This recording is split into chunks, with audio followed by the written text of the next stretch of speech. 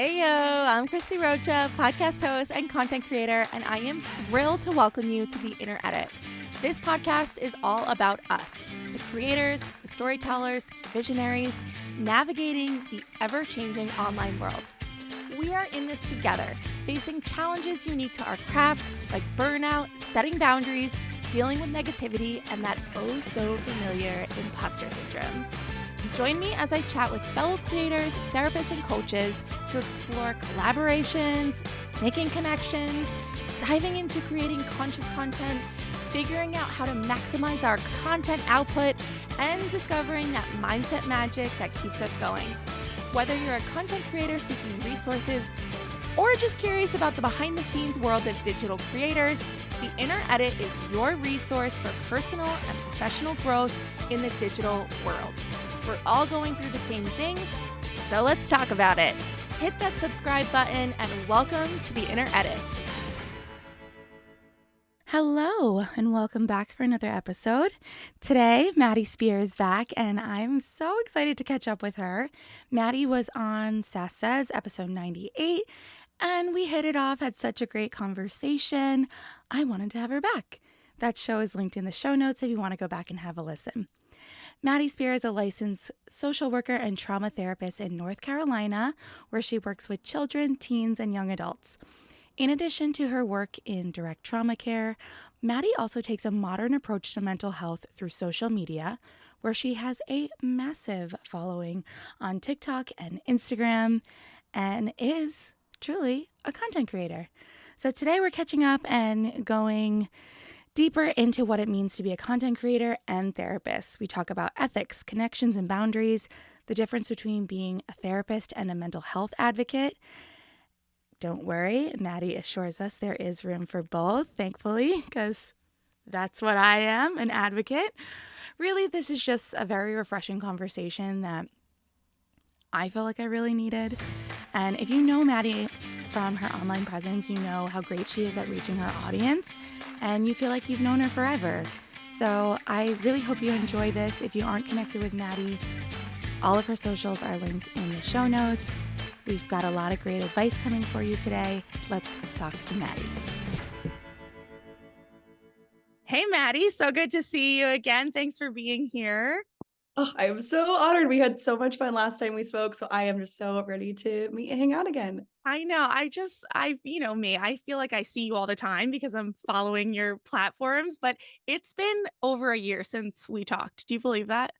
I genuinely cannot believe it. I feel like it's just like over 6 months ago. I cannot believe it's been over a year. I know. And I looked it up this morning because based on what we're talking about, I was like, oh, like she's got a whole other year under her belt of having platforms and being a creator, and like how much has changed, because we did touch on this then.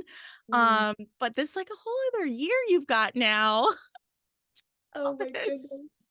I'm crazy. excited. It's kind of, I love to like look back and also see just like progress points throughout your life. And it's so funny that you're like, hey, it's been about a year. One, I had no idea. Yeah. But two, it's kind of cool, like compare and contrast, like where were we a year ago and where are we now? And look at all the growth that's come from it. So I think that's awesome. Yeah. All right. So first I want to ask you, because something I've been really trying to hone in on, and I'm curious how it went for you. I'm going to like label you for a moment as someone in like the TikTok therapy space. You're a TikTok therapist. I'm sure there's been media outlets that have referred to you as the same. What do you feel like is your voice in that space? Like, what is your niche? What is your lane? How do you see yourself in that realm? Yeah, great question. I feel like when I first got into TikTok and social media, I actually kind of labeled myself as with the title of it, every video I did, it was between like a client and myself interaction, like kind of this funny, humorous realm. And I said, my client and then me, comma, a trauma therapist. Okay. So I kind of instilled this title of like a trauma therapist on TikTok. And granted, that is my specialty. It is something I'm very well versed in, but now people kind of are using this term. I'm like, oh, I'm seeing a trauma therapist. Well, technically, it's a Oh, therapist who has experience or specialty in trauma. Not that the verbiage completely matters, but I think it's been interesting to kind of notice individuals who follow me who've seen that term be used also use it in real life. life. I definitely would also say I am a content creator, primarily a therapist first and foremost, but a content creator that specializes in mental health treatment content, talking about normalizing mental health care, talking about funny things about mental health care that we don't often talk about in society, but also be able to provide tips and tricks to support mental health care for hopefully all who watch and are involved in that. Yeah.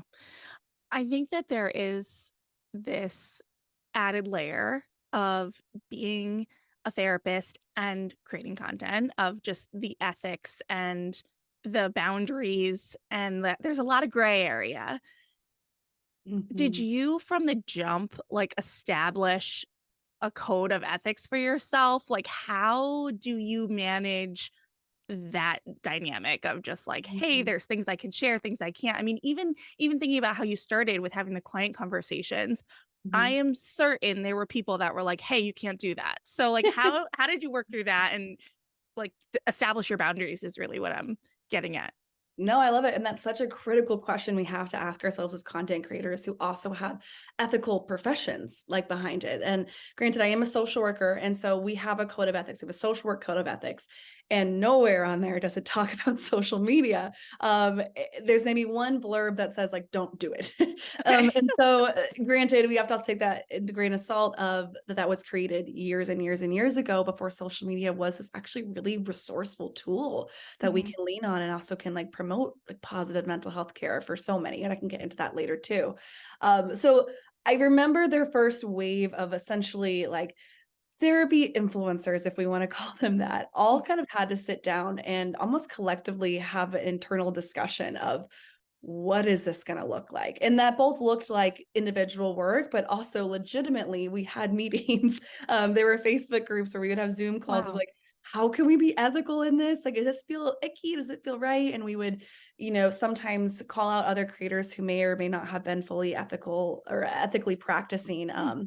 And so there's this kind of like both spoken and unspoken rules in terms of ethics in the therapy social media community. I can get into the specifics of those a little bit. Basically, we want to continue to do no harm. That's like the first and Mm. foremost one. And we really want to make sure we're doing no harm by not engaging and giving mental health advice specifically for individual people. So, for example, I go live on TikTok a whole bunch, and people will come up and be like, "Hey, I have this thing and I really need help with it." And I'm like, "Oh my goodness, I would love to support you in that. But first, I'm not going to know your story. I'm not going to know it from a sentence you put on TikTok live. Right. Let's get you connected to a therapist. I have resources in my bio. Click on those, get connected, and you'll be able to get more in-depth answers there." So a lot of the ethics kind of also involve redirecting, but also keeping it general. So I like that you mentioned, the first few conversations I had with clients, quote unquote clients on TikTok, those were all very hypothetical, very general, mostly made up stories that had some semblance of truth behind them. Mhm. And so that's also how we continue to make it ethical. I have seen some therapists out there send release forms to their clients to say, "Hey, can I post this on social media?" And I am very strongly against that.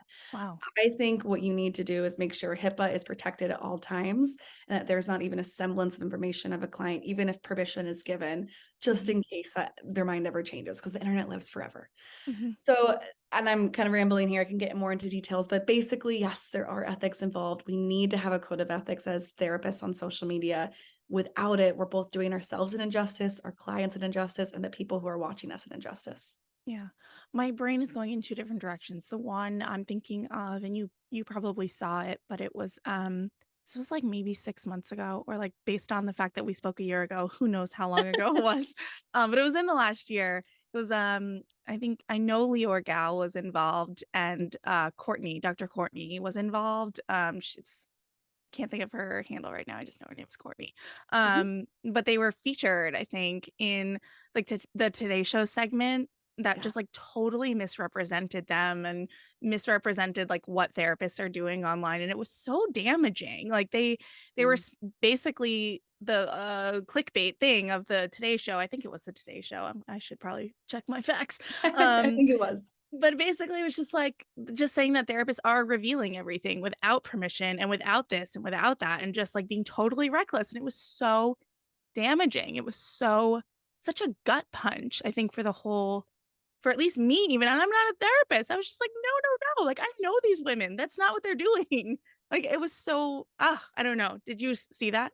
Oh, yes, I very Yeah. much saw that, and I felt the exact same way, and it's hard because I know both of those creators, I, like, also know their hearts, and I Yeah. know that's not the media can absolutely spin things out of They context, just, like, and whether pulled that their was videos out of thin air and were like, "Here." It just yeah, exactly. yeah, Yeah, yeah, I felt very much the same way, and I think, like, true I don't wanna say true therapists in this space, but therapists who are thinking, like, fully ethically and justly, whatever the verbiage is right, there, right, are not going to ever put their clients at risk and their right, HIPAA protected information at risk, even if it is generalized. So right, that's why I say, like, with the videos I do, when I say, like, oh, my client or something, normally it's funnier videos, it's like lip syncing videos. It's right, never, and they're very generalized things. So, like, and if fighting with my parents, well, most people are going to go through that. Or people who experience like PTSD might have this reaction. Well, a lot of people with PTSD might have this reaction. So right. if we can keep it, like, generalized, but also specific enough to certain populations, I think that's where a lot of, like, this, relatable mental health content comes into play. Yeah.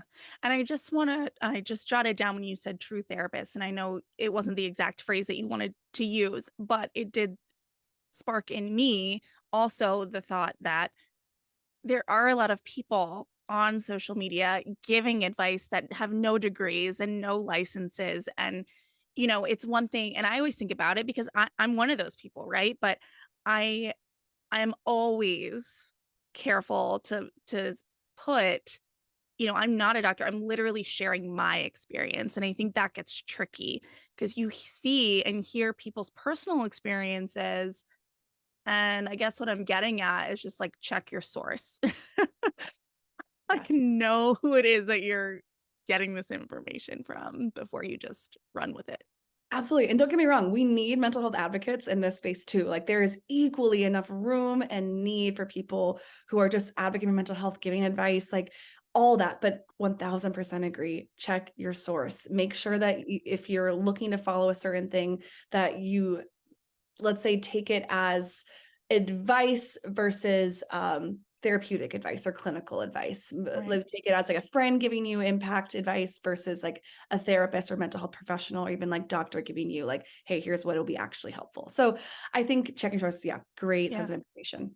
And Yeah. I will also say with that, there have been people claiming to be therapists on this space too, who are not at all, who do not have licenses. So I do think that if you're showing up in the mental health advocacy space, like, it's important to also communicate that too of, Right. I hate that you do have to put this out there, but put, I am not a professional, and that's okay, but I'm not Yeah. a professional because a lot of people are also claiming to be professionals, and I think hurting the community in the process. Like, I can't imagine the balls. Like, You'd be surprised. balls to do this. Like, I can't, like, I was about to say, like, part of my French, but just, like, that's the, like, only phrase that's coming to mind, like, balls to be like, "Hey," like and you know what pisses me off the most about that is that Mhm. that to me and this is totally just my assumption, I don't have proof of it, I would bet money that there are 10 times more people claiming to be mental health professionals than there are people claiming to be, professional, like, like, medical surgeons Mm, and, like, mhm. medical on that side, the physical side of, like, "Oh, I'm a cancer specialist." It's like, no one's doing that. They're just doing it with mental health. Like, what is that? Like, why I don't know, I'm just assuming now, but I can imagine No, that I could the totally case. see that, especially in comparison, because I think so often, and I have mixed feelings about this too, but so often therapists get compared to like doctors or dentists or chiropractors, like whatever it is, like other healthcare professionals. And there are reasons why they're compared for potentially like not the best reasons we can get into later if that matters. But all that to say, it's so funny the differences of people are not afraid to step on therapist space, but they Yeah, are terrified to step on other types of degrees, like who are also specialized in mental health or physical health. And so yeah, I think that just goes to show people continue to not respect mental health compared to physical health and yeah, it's annoying. different ways. I'm Mhm. really over it. Okay. And so I want to go back for a moment. You mentioned the Facebook groups about sort of like coming together to say, what are we doing here? This is something that talk to a lot of creators about.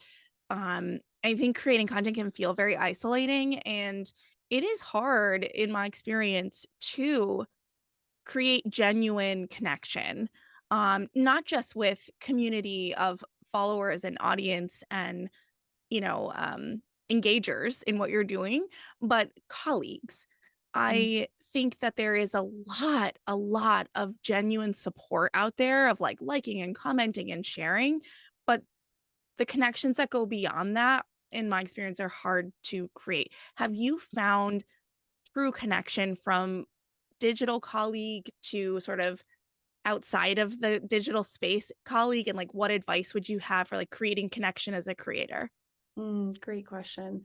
Yes, I have. I think I have, and it's been really fun to kind of connect with other creators who have similar like mindsets and also maybe even somewhat similar branding. And you can Yeah. kind of like play off each other of like, hey, did you see this? And yes, I saw that. Like, let's do this together. And it can be very community based, but you're right, it is really hard to find.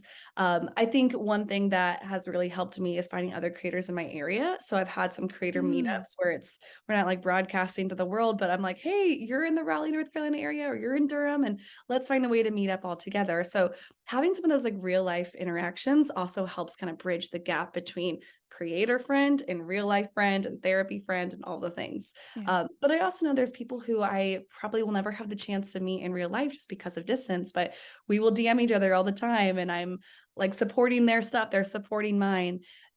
I think you also have to kind of take the leap into creating it to be in like a deeper connection too. It does not going to come super naturally. But the nice thing is, at least in the therapy space, we all are very much like mental health focused. So Yeah. a lot of people are like, I get you, you get me. And we kind of have a similar Yeah. mindset. It's true. So it's really good to connect people who have a similar mindset, especially in the mental health community. So I know a lot of other creators who will talk about supporting each other through content, but then also we'll do some check-ins like, how are you doing? Like for Yeah. real. How is it going? Are you tired? I've noticed you not be present online. Can I support you in any way? So it's kind of taking that extra leap and that extra step. And not all relationships are going to work out that way, but you'll be surprised at the ones that do. Yeah. Yeah, and you know what? I've found a couple of times someone that I've connected with, and then like we'll go like months without the DMing or whatever, and then I'll do the check-in and they're like, "Oh my gosh, I was thinking about you," and blah blah blah blah blah. And it's just, I think unfortunately, because there isn't that opportunity to like run into the person at the Starbucks around the corner, that it is easy to just let days turn into weeks and weeks turn into months. Mm. Um, but anytime I have made that extra effort to just say, "Hey," and I don't think I've ever gotten, like, a negative response. Yes. It Yes. always comes back positive. I love that. It's like it's taking a chance and it's saying like this may not pay off, but what if it does? What if Yeah, it does turn out the way I want it to, or what if it does feel better than I expected? And I think that's a great question we can ask ourselves here. yeah, and we were both laughing as we kind of talked through the fact that I think just being, and I'll include myself in this for the moment, in, like, the wellness space, Mhm. there definitely is, I think, just this wonderful level of grace with everyone that I've encountered, whether it's coaches or therapists or just other moms, other women entrepreneurs. It's like, I don't know, it's funny because I have the direct kind of I don't know, like with my friends and other businesses, or even my mom has a podcast, and she'll say to me like, "Oh, don't you feel this pressure to answer this, or don't let that go Mhm. too long?" And I'm like, "No, you don't understand." Like, I work with coaches and therapists. They're gonna give me the time that I need. Like, don't you worry about it, you know? Like, it's just like a different energy in the wellness space. It's the best. I love Yeah. the wellness space because you're so right. Like I love that like it is this like level of grace so we can Yeah. give each other and say like you don't owe me anything. I don't owe you anything, but we get to be in each other's presence and get to have community when it feels right for us both. And like what a beautiful thing. Yeah. All right, so let's flip it now. When your community of people that are following you and messaging you and commenting and things like that, like, do you feel a genuine connection to the people that are watching you? Yeah. For sure. Like, I how? Like, what think does it feel like? Yeah. yeah, and I think it also, like, depends a little bit because the people who I think I have more connection with are the people who are probably gonna engage more because just genuinely, I see them more. Like, I Right. see their username more, I see their profile more, I see them in my inbox or on comment on videos. So, it's funny because I think certain people come out in certain seasons, like the people who were super involved and following me maybe more at the beginning, I don't really see or interact with now. They just, potentially have moved on or whatever. And of course, that's completely okay. But it's funny to see like new people kind of cycle in. So there's been like, oh goodness, probably 5 or 10 people who I have seen stick around for the past like 3.5 years of my Wow. content. And it's really cool because I get to see them in my DMs and like we chat and I'm like, how are you? And they're like, I'm great. How are you? And there is always this, level you have to also maintain of privacy and confidentiality and professionalism. So part of it is like, I just wish I could just like be best friend online and be like, but I also have to keep in mind like there is a level of the internet here. And Yeah. I also want to respect them as I also need respect from them too. So it kind of goes both ways. And that's where another like ethical line is also drawn of saying like, hey, I'm happy to engage with you on like these short segments just for your own mental wellness and also like protection there. Like I know there was a couple of months ago, a few influencers were also like caught for years, like talking like as a best friend would to a lot of people who were following them. Mhm. And I'm like, I get how quickly you would want to become friends with people who are also engaging with you, but there also has to be this like fine line of I want to be your support, but I can't be your full support just because there's ethics involved. I was going somewhere with that and I'm kind of losing my train of thought, but I think the point is, yes, I love engaging with people in like a closer relationship when it feels ethical and appropriate, but I always want to make sure I like have that boundary of appropriateness. And then also you can there's so many other people who I see and can engage with, like on TikTok comments or on Instagram, or I see likes. I mean, talk on live. So people who I see them repeating, it's just fun to like kind of know a little bit more of their story and interact with them on a group setting too. So that's always fun. Okay. Yeah, I mean, I think when you mention privacy, professionalism, you know, do you think that that is directly tied to your, like, professional work? Like, I wonder if someone who's on TikTok who is not a therapist, who's just, showing their, like, messy life or, like, whatever, I don't know, like, I'm thinking or, like, Alex Earl, like, she's not a Yeah. professional at anything other than just living a Being fabulous life. amazing. Yeah, Yes. like, so we all love her, but you can see I'm sure she is too busy for it, but, like, whatever, I should stop assuming things for her, but I'm just making the difference between she could go in and not have any ethical well, Mm. maybe she couldn't, I don't know, see, that's a good question. I feel like there's two layers to it. I feel Yeah, like it's the hard. therapy level, yeah, exactly. It's for the therapy level where because I'm putting myself out there as a therapist, which of course I am, putting myself Right, out there as a therapist, I get a lot of like, let's say DMs and relationships looking for mental health support. And so that's kind of what right. I mean when I'm They're saying not, like, asking Maddie, "What's your favorite color?" correct. Right. Okay. Exactly. And so that's where what I'm saying, I appreciate the opportunity to clarify too. It's not that I don't want like relationship with people, but it's I know that the relationships sometimes can be mental health one-sided, and that's fully fine. But ethically, I am not able to answer things that are mental health support directly, specifically for somebody online. So that's where like my mental health, or excuse me, my mental health ethics comes into play. But I also think there's ethics besides the mental health, like take the Yeah. therapist out of it. I think it's like important to really be careful with engaging with people who are under 18 online. I Mhm, think it's important to have boundaries of like time management. So if you're available at all hours of the day, it's mhm. you're going to kind of put up that front of excuse me, probably not the front, but you're going to let it be aware that you're always reachable. And then if you're not one day, oh my goodness, that might hurt the other person. So you Right. kind of have to just be really conscious of like boundaries of relationship. It doesn't mean you like distance yourself from everyone all the time, but you just be conscious of would I want this to be happening to me? Would I want to how can I make sure I'm not crossing any boundaries here? How can I make sure I'm ethical? And for me, there is that added layer of mental health support on it that I have to be really conscious of too. Yeah. Yeah, this has, like, my wheel spinning now because I've been so focused on the ethical point of view with the therapist overlap, but Mm, some of the things you're saying, like, they would totally apply to an Alex Earl. Like, yeah, she definitely has, followers who are DMing her who are under 18. yeah, 100%, like, that's guaranteed. yeah.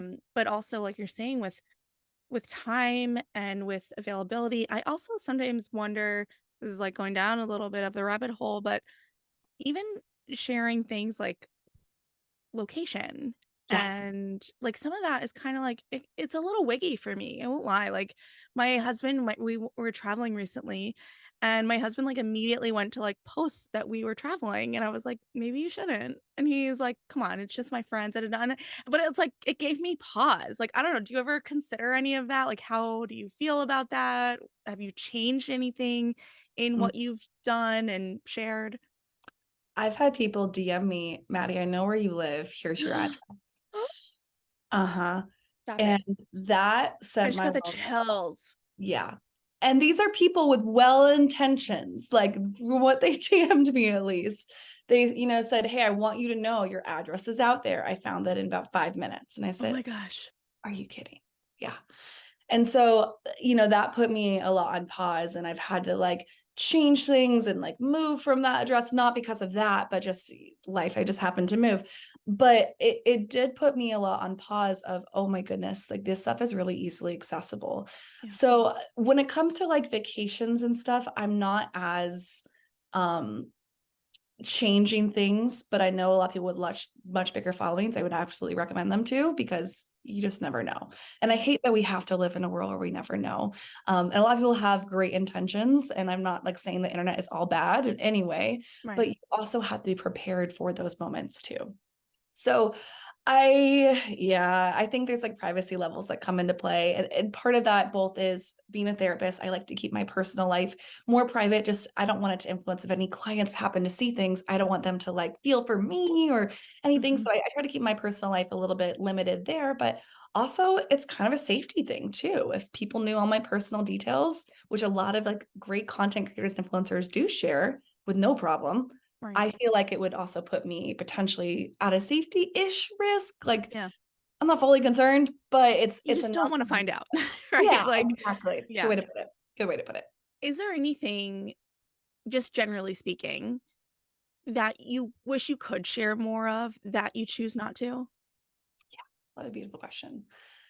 I think there's some times where I very briefly wish not all of my content was so niche. And Mhm. sometimes I'm like, I kind of do want to share my life. I kind of do want to share, oh my goodness, I like got into this fight and I just need a vent. Yeah. Or I want to engage with somebody in a different way. And these are not specific examples, just more things I'm thinking of on the spot. Yeah. But sometimes it's like it's interesting because I see a lot of other creators who I follow who aren't professionals. So I'm like, for example, Alex Earl. I'm like, that Right. looks so fun. And like, what a way to engage in your community is to share parts of your life. Even my mental health. I love to share more about my mental health journey and ways I do, but I also want to be really cautious of I don't want my clients to know a lot, just not be for the sake of them not knowing. That's perfectly fine for them to know, but I don't want them to always feel like they are having to cater towards me then. Like Right. if they knew about XYZ, would they feel a need to then be my support? And so I never want to have that be the case. And so I'm also very careful boundaries there. So there's like the deeper level of like, yeah, I wish there more in my life, but also like the superficial level of like, yeah, I want to be more fun and like more engaging and just like get ready with me or whatever. So I think Yeah. it depends. It takes a lot of discipline. I can imagine, because I don't know. I also I'm in type 3 the Enneagram. I don't know if that means anything to you, It so but does. I recently, like, well, in the last year, I should watch my timelines because I have no idea about time of anything now.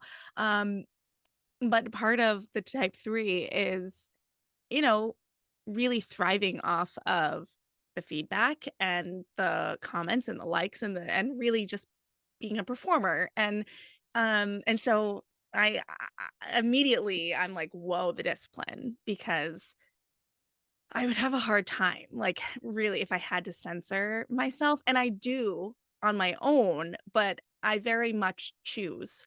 Whereas I feel like the position you're sitting in, your profession requires it of you. Mm.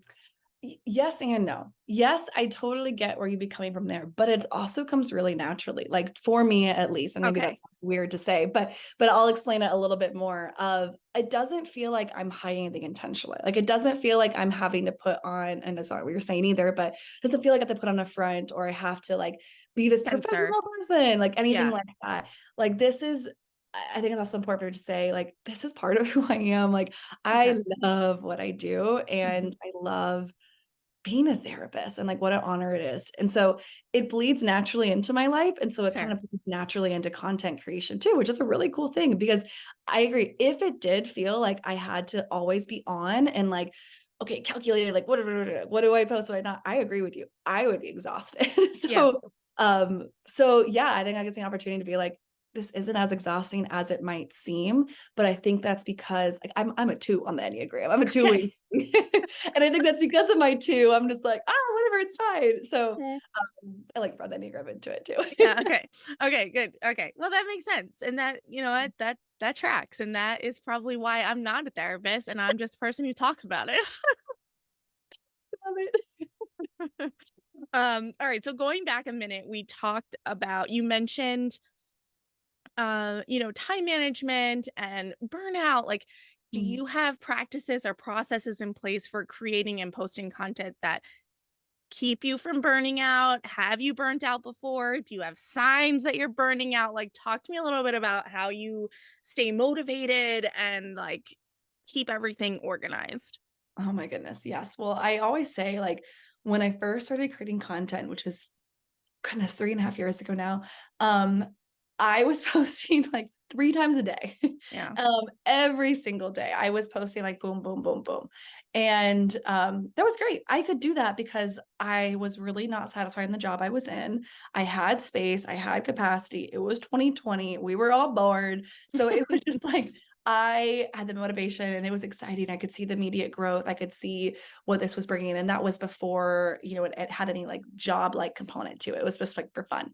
Mhm. I loved that. And then about 4 to 6 months in, I was like, ooh, that is a lot to post every day. Mhm. And after doing it for about 6 months, started to feel a little bit of burnout, but I kind of kept going with it. I maybe did like 3 videos every other day and 1 to 2 videos on the off days. After about yeah. Really gave yourself a break I there, know. man. So kind to myself there. Didn't listen at all to my body's cues. I think it was like towards about a year, I was like, oof. Mm, I created every single day for a past year. And I mm, was like creating the moment and then posting. Like I did some bulk posts, but it was a lot of just like boom, boom, boom. And so really to check myself and be like, this isn't sustainable. Like it was at the beginning because I had capacity. I don't have that capacity anymore. So I think it's been like, so the long story short, an up and down journey with myself of how do I listen to the capacity I have and how do I ensure this is still fun? mhm, Because if I just create almost like a robot, it doesn't help me. It doesn't help people who are watching. They can see it. They can see the inauthenticity, that's the word, in it. mhm, And so now I kind of just post when it feels right to me. And I've have these like unspoken boundaries, and they're not necessarily boundaries, but they're just I've just noticed patterns. mhm, I'm posting like once to twice a day now, and I don't really post on the weekends. And that's been like a really good thing for me. I'm maybe a bit more present on the weekends. And if I do post, I'm going to post something that I've already drafted. So I kind of also plan for the week ahead. I also kind of my strategy in posting. Sometimes if I have an idea, I'll kind of record a draft immediately, whether that's a song that comes up. I said, okay, I'm going to save the song and post a draft, or I'm going to just like do a couple like voice notes essentially, and then re-record the draft later. So I have about like 600 drafts that are in my thing Holy. that have never gotten like developed. Holy cow, that is I incredible. so I draft a lot more than I post. But all that to say is sometimes I have a lot of ideas, but then I don't have the like capacity or desire to like implement them. So Yeah. I think I'll give myself a lot of grace as well to say not everything has to see the light of day, and that's okay. I've realized, part of the like what am I trying to say? I've also had to like reintegrate the mission of why I'm doing Mm, what I'm doing. And realizing the mission is, yeah, part of it is a job, and I do enjoy the job benefits of it. But Mhm. a larger part of it is the benefit to the people who are watching. Right. Like when I get the messages that say, Maddie, this helped me go seek a therapist, or I got to ask my therapist something because you helped me gain the confidence, like whatever it might be. My goodness, I'm so honored by that. And that makes the content worth it. So when I kind of reintegrated with my mission, that gives me more motivation to kind of post more and more. But when I'm kind of just like at I'm doing it to do it, I'll post like maybe a couple times a week. Yeah. It was Yeah. long-winded. No, that's I'm just still my mind is, like, still in the drafts. I'm gonna Um, look how many are while we're talking. We'll look it up. I'm dying. I'm, like, proud of myself when I just, like, have 1 in there. I have 694 drafts. Oh my gosh, that's amazing. Oh my god, but a true testament to your craft of just, like, sticking with it. Oh, I love that. But it's so true because I will have the ideas, and now this is maybe a good thing to do because I often will have ideas, but I'm in no position to execute. Like, I'm, like, Yeah, at a park with my kids or, like, giving them dinner, and I'm, like, having a moment, and it's like, "Oh, this would be a great TikTok," but I'm not gonna pull my phone out when I'm in with my kids doing that, and so yeah, that's interesting, even if it's just, like, the voice note that you said or whatever, yeah. Uh-huh. Okay. All right. I want to ask you 2 different things, and I'm trying to prioritize them because I don't wanna yeah. lose my train of thought. Um, one of the things that has prevented me from actually executing on those ideas is feeling like the creation of the posts, it still feels like a production to me. It Mm, feels like I have to be in certain clothes, my face has to be a certain makeup level, like, the lights, the ring light, the login, is my phone charged, like, and even just honestly, how quickly, like, the app changes and the different components of creating, like, feels like a production. Is this just something I have to, like, push through and, like, be like, "Stop it"? Is it I just have to get out of my own way with it? Or, like, a any little bit. hacks? Yeah, okay. A little bit, and I think it also depends, like, I will say my start is on TikTok, but I'm also on Instagram too, and I've just really noticed a shift in how each platform accepts you as you are. Yeah. So Instagram, I agree, like, I even feel the need when I'm creating a story to be like, "Okay, like, the lighting and the filter and the cuteness and the whatever." I've got Whatever. a lot whatever. I've got a lot less of that on Instagram now, but at the beginning, I was like, "Oh my gosh." On TikTok, you just show up. I You know. just show up, and that's I have a course that teaches therapists how to, like, show up on TikTok too and how to, grow, monetize, but, like, really record, and one of the things I say is just be yourself. The people wanna see you as you are, they wanna see the humanity in you, and Yeah. especially on TikTok, like, this is the app where you can relate to people in, like, really beautiful ways, and so sometimes I agree, like, I want to be more professional and put together, and sometimes I'm like, I got no makeup on, I am fresh out of bed, this is what you're gonna get today, Yeah. and it's just it. Um, and people who can, like, just see you show up as you are, they always are gonna, like, appreciate that more too. Yeah. I think what I'm realizing now as you're talking is the 2 fears for me with that Mm, is, 1, I feel like most of the people that are watching me right now are people that know me, and mm, that's just, like, worse. It's like, it just feels so cringy. It's like, "Oh, she's, like, trying to be this influencer, da, da, da," and it's mhm, like, oh my god, it just, like, makes my skin crawl. And the other thing that's coming to me is that I think with this rebrand, it will feel more genuine, but up until this point, I don't actually know that I was sure, like, what my voice was, and it's kinda where we started. It's like, I don't there's, like, that little bit of perfectionist in me that's, like, not willing to just throw spaghetti at the wall. It's like, I wanna, like, know what my voice is and, like, what I'm actually trying to say instead of just being like, "Meh, like, I had orange juice this morning." You know what I mean? totally, totally. Well, I feel like that's so true and relatable, and I have felt that 1000%.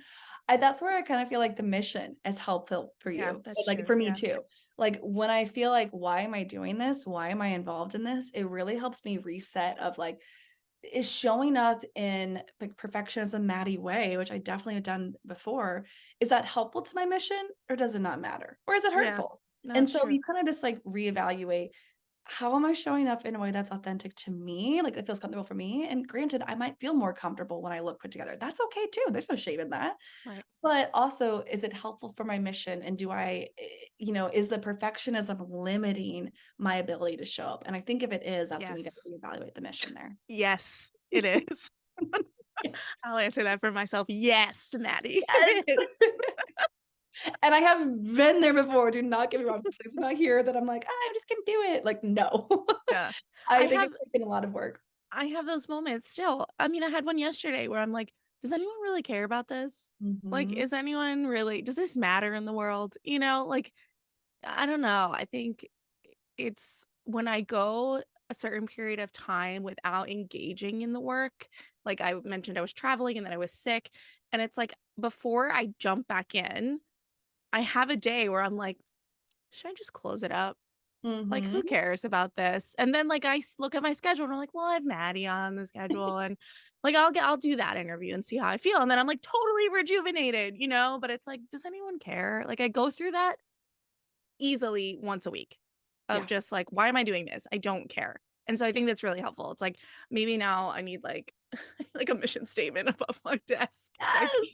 I and love maybe it. tattooed to the back of my eyelids. Right? Like, just wake up every day, see it there. Yeah. Um, 100%. Well, that's imposter syndrome coming Yeah. through. Yeah. Like, Totally. I know. obviously, I know you've been doing this for a while, and people have told you, at least I have told you, that, like, we know we value the work you put in, and so and that's not to say, like, that your own voice isn't bigger than everyone else's, because I know it is, like, our own voice is always bigger, but I think sometimes we have to shrink our own voice and, like, Yeah. shrink imposter syndrome to be like, why are you limiting me here? Like, look at all the good I'm doing. Look at all the, like the beautiful people who are impacted by this. And so that's at least what, I've told myself because I felt that day too with the imposter syndrome. It's real. And I've also, mentioned people who are following you or people you know.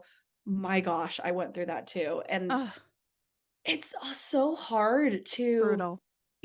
navigate that and to be like, who's supporting me to my face and what are they saying behind my back? Yeah. And I think sometimes I've realized like, what am I trying to say? People who are truly going to support you are going to support you, and people who don't are going to show their true colors eventually. Yeah. And you're going to have to see that for who they are. And maybe it's better it comes out now. Yeah. I have to say, I have not, well, I wouldn't know, I guess, if people are saying negative things. Sure. But mostly what I find is that the people that know me are following and watching, but not engaging. And I Yeah. think there's a lot of just like, I'm curious about what you're doing. And a few people have, like a few people have reached out and I appreciate them so much. And I always make sure to tell them how much I appreciate it. Cause it's like, I sometimes feel like I just have this like megaphone. I'm like, hello, is anyone out there? You know? Mhm. But for the most part, I think, and I've always just thought of it as before, if you've never put yourself out there publicly, there's no way to know how much it means to the person to have feedback. Yes. Like, it's like me scrolling through and all the celebrities, it's like, I don't comment on their stuff, I don't like their stuff because she's Jennifer Aniston, and she doesn't need me to do that, right? Mhm. But on a lower level, it's like the people that are just normal people who put themselves out there, we're doing it for a reason. Yeah. We're doing it for someone to go, "Hey, I see you, and this is helpful to me," or "I am entertained by this," or "I learned something from this." Like, we want that. That's why we're doing it. So, Feedback is so important. I yeah. love that you said that because I don't think a lot of people know that. Like No. when you're engaging in content, it's not just like a like double tap, like whatever, but that double tap like means a lot. It means that Yeah. our audience then can be like grown and shown by more Yep. people, or a comment that's like, this was great, thanks. It's like, oh my gosh, thank you. Like this is Yes. validating. And like and I think sometimes, at least, again, I'll speak for myself here, there's like shame in needing validation and like Yes. needing to be like, hey, does this work for you? And so sometimes it's hard to put yourself out there not knowing how it'll be received. But I think like if anyone's listening to this and being like, oh, should I comment something? Do it. Yes. Like it, share it. Like it doesn't just like help the person like broadcast their stuff, but it helps them feel that their work matters. And Yeah. that's a beautiful thing too. Yeah. I always say, actually, and this is the type 3 in me, there is no shame in my game. I want that like and I want that comment. Like, give Exactly. it to me. I don't even care if it's like, hey, I'm not so sure about this. Like, if that's your comment, like, great, I will talk to you. But like Yes. something, it's the silence, it's the getting nothing back that like sends me into these spirals that, oh my God, it literally, I won't lie to you, it takes an interview like this to like get me out of it because I talk to Mhm. someone and they relate to me, or I just like feel rejuvenated to go, "Ugh, okay, I can deal with the silence like another week." Yeah. Yeah. Yeah. Yeah. Okay. 1000. All right. So I want to go back to something um that you said, that you've noticed that you've stopped posting as much on weekends, allows you to be more present. Has your online presence impacted your personal life in ways that you didn't expect? How have you maybe coped with that or done things differently? Or has it always been separate and you keep them separate? Yada, yada. Yeah, that's a good question, and I'm thinking internally how to answer because it both hasn't really impacted lot like, I'm not famous or anything like that. Like, people don't stop me on the street or say like, "Oh my gosh, that's therapy thoughts," or whatever it is. So, like, not in that way, but I think it has going back to, like, friendships and relationships, and I think it has impacted that a little bit in interesting Okay. ways of just, like, noticing, who's showing up, who's engaging, who's, like, out of it, who, like, doesn't agree with it, things like that I've Okay. noticed. Um, but I think the only way that it's really impacted my personal life is when I'm in really busy seasons of content, and especially busy seasons, like when I'm creating courses or when I'm creating like bulk videos, and I'm like, okay, I got to stay late to like make this stuff. So, Okay. and I think the people who respect what I'm doing respect that, and they're like, do what you got to do. That is fine. Yeah. Or like it's a brand deal, I got to like do extra work for. So, it's also funny, or people are more supportive when there is recognition and a dollar amount behind it. I'll just Oh, have to yeah. say. Yeah. And sometimes they don't validate you unless there's that, and I think that's so stupid. Yeah. But in terms of that, they're like very understanding. But I think it also depends on the person and depends on the situation. So Yeah. yeah, I'd say it depends, but it Yeah. hasn't really like had a tremendous impact on my personal life besides my siblings making fun of me. Fair enough. Fair Yes. enough. I up until now, other than like on the podcast, obviously I share a lot about my life, but as far as creating content outside of the podcast, I do feel like I have put the limit on separating it. Like, I will not record reels or TikToks or anything if there are other people in the house.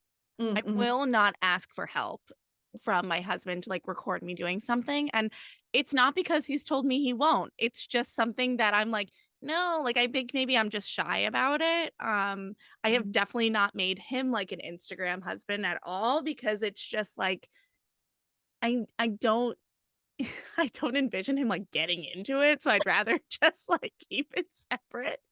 But I Yes. think that in a way that definitely has limited what I do, because my time alone is very limited. Mhm. And I Mhm. have yet to prioritize making video content as like the top thing. It's like, I don't know. So I don't know. It's interesting. I should probably should probably consider that. Um, Well, I, like, record 99% of my stuff alone too. I yeah, totally I feel like most people do. Yeah. Yeah, I think I've maybe used my husband for maybe 2 videos over my Yeah. entire career, Okay. so, you're not alone in that, and I agree. It's like, you know what I do. You're very supportive of, like, what I do. You're very supportive and, like, All love right. it. But why can't I ask you for help? Yeah. I And won't. Oh yeah, yeah, I don't know. I won't either. So, Yeah. I think I also, like, granted, I have my own office space, so, like, in between clients, I'll record something or at my lunch break. So, Yeah. granted, I'll try to find, like, moments of alone time, but I agree. Even though, like, people know about this, there's a level of, like, this is a little embarrassing. Like, Yeah, it is. It is. yeah, I don't yeah, know why. Like, I have no problem with, like, if I put a video out and, like, 100,000 people see it, which has, like, yeah, only happened once, but I have yeah. no problem with that. Like, I won't even let my husband be in the next room when I'm, like, recording intros and outros. I'm like, "No, no, sorry, get out." Like, Yes. don't want it. I don't I'm know. like, "Go downstairs, turn the TV on, my white noise machine on." Yes. I agree. Yes. It's like, Okay. "This is my private thing, so you're not alone there." Okay, good. All right. Well, that makes me feel better. Good. Okay. So as far as, your platforms, I know you mentioned your course, like Mhm. what is have you thought about at all what you would love for like the next 5, 10 years to look like with Mm. all of this? Someone asked me that on a podcast, goodness, clearly I'm horrible at time, like, maybe a year ago now, of, like, "What is your, like, next steps with content?" And I've It always might said have been me. I think it's been multiple people. It would not just be because I know I'm thinking of one other person, Okay. I who was asked like, me. So, let's say, I was like, that sounds like a me question because I just asked well, it. we'll have to listen back. We'll have to link the episode to, like, listen back. It's now homework for everyone listening. Find the clues. So that'd be also interesting to hear, like, what I said before when I Yeah, said, that would "Oh, be. if it is the same." But for what I'll say now and what I think I said way back when, and whoever asked, is I don't know. Like, content creation has never been, like, my lifelong goal or plan, but Mhm. it's been this really fun, funny, amazing, beautiful side thing that kind of fall in my lap, and I've, like, taken it and run with it. So, I have, like, the minor vision not the minor visions, but maybe, like, the more superficial fun visions of, like, "Oh, I wanna reach, this number," or, "I wanna, start this other thing," or "write this one thing." It's like there's little things like that, but I think I've been so focused more on, like, my career as a therapist Mhm. that, like, content creation kinda comes second to that. Okay. Content creation I've, like, viewed as boosting my therapy practice, but also a support to people who are watching too, and side income. There's, like, 3, like, I guess, levels to the benefit for myself. Um, so, yeah, I mean, there's things, like, I wanna be doing with it, but for right now, I'm, like, really just content with it, and I'm just feeling like I'm gonna ride this wave and continue to do what I can do for the next time being, and, like, let's see where it takes us. Like, I've been really, like, open to the universe, like, laying things in my lap with it for the past 3.5 years, and it's taken off. If it has to close tomorrow, that's okay too, but it gets to, like, grow and prosper in new ways. I can't wait to see what that is.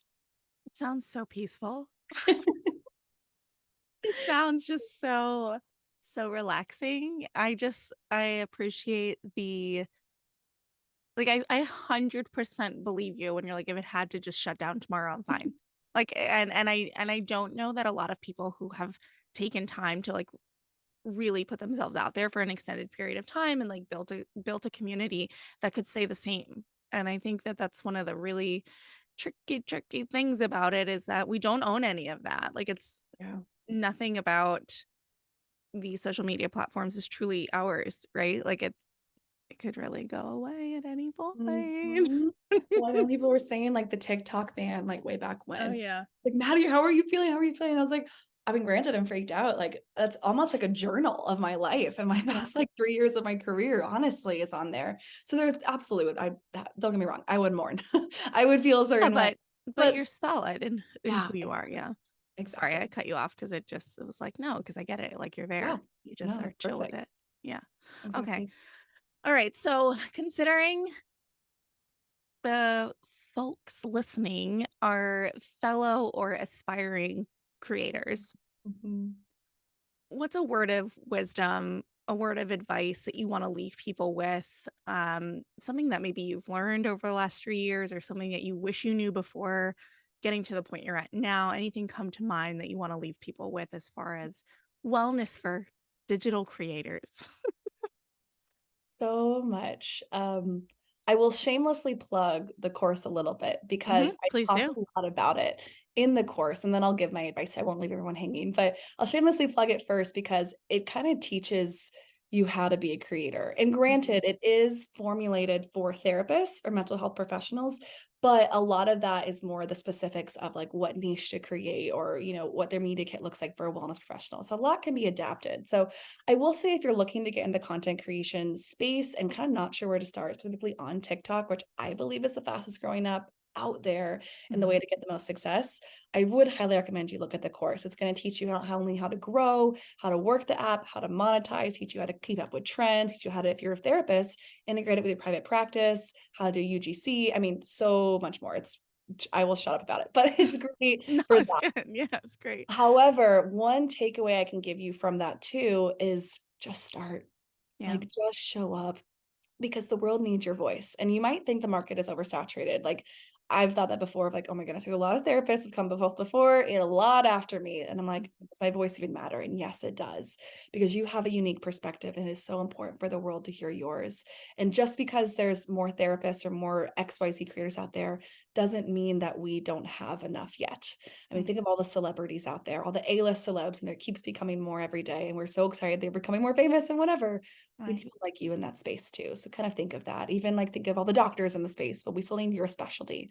So think of that. I would encourage you just to start and kind of experiment with it. If it doesn't work for you, great. You can always stop it. But what are you missing out on by not starting now? And I Yeah. think that's what advice I would give you is just like put yourself out there. Know it's going to be scary, but know you have two people here who are doing this professionally who are telling you the fear doesn't necessarily go away, but it changes and it becomes like more beautiful with time.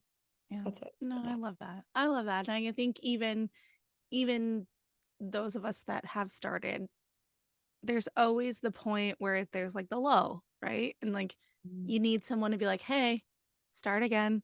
Like we're missing you." And I need because most people aren't going to come up to you and be like, "Hey, I'm missing your content." Mhm. But Mhm. if someone sends a little nice reminder, generalized reminder like this, it's like, okay, there is someone that probably just hasn't commented but is thinking about it. Absolutely. 100%. More people are missing you than you know. Mhm. Mhm. All right. Well, Maddie, thank you so much for your time. I always love talking to you, and hopefully we don't go another year. No. We've Well, chatted in bottom line between. We've chatted in between, but exactly. or Well, maybe this needs to be we at least will. the annual thing where we I get was the gonna update from say Maddie. Where are we yes. at? Yes, no, that would be so interesting for both of us to see where we're at every once a year. We'll do a check-in. Here. Oh my gosh, I love it. Well, thank you for having me. This has been always a joy to hang out with you, so I appreciate it too. Thank you.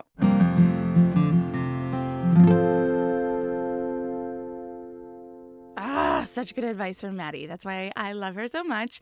So down to earth, peel it back, find out what's most important, just start. And she's right. The world needs our voices. If you're sitting on your voice, waiting for the right moment to start creating content, stop. Just start.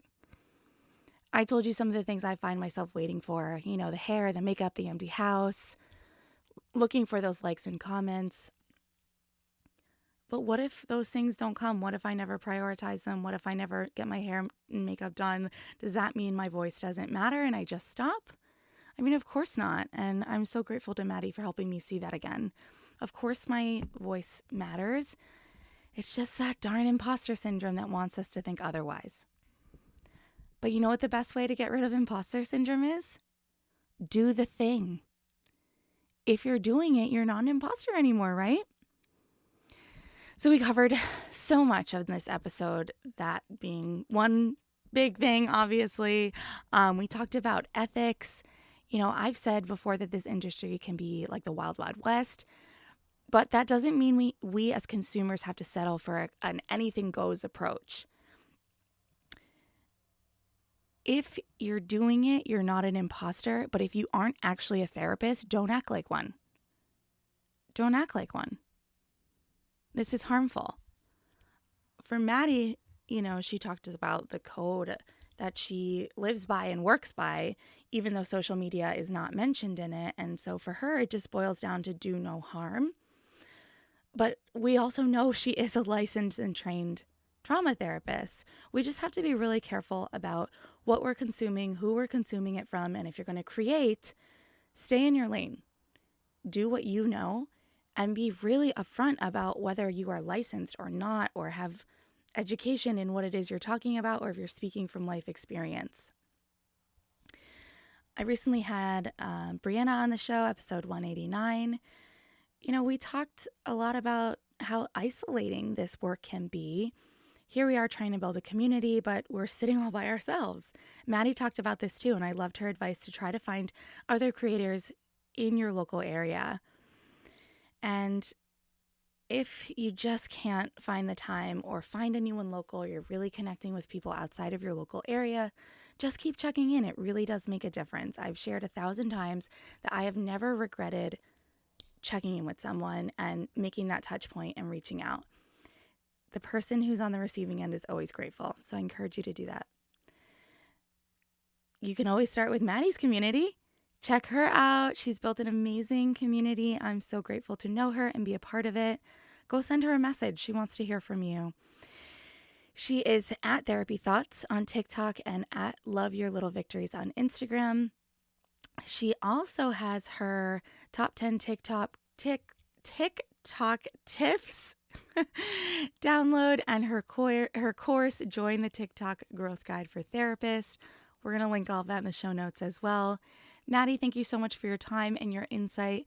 So happy anytime I get a chance to talk to you. Thank you for listening, and I'll catch you next time. Bye. Thanks so much for listening. This podcast is a production of Luann Nigara, Inc. To learn more about me, my world, all the things going on, head over to ChristieRocha.com.